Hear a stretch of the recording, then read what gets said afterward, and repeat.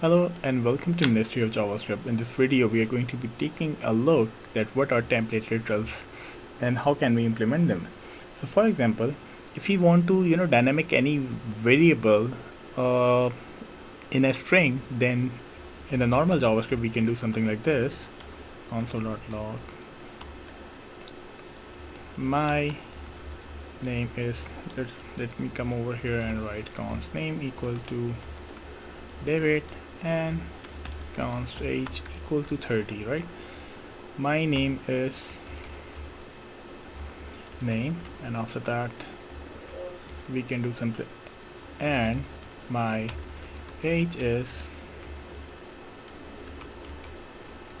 age. So if I console.log, then as you can see, then we are getting my name is David and my age is 30.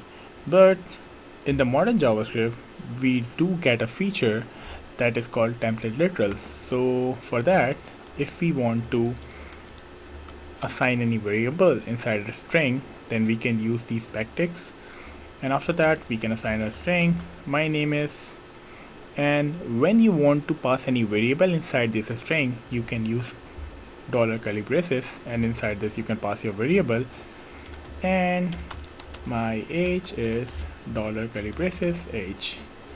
If I come over here and write, then you will notice my name is David and my age is 30, right? So this is the template literals, and it works with multi-line as well. If I break it, then you will notice that it is supporting the multi-line as well.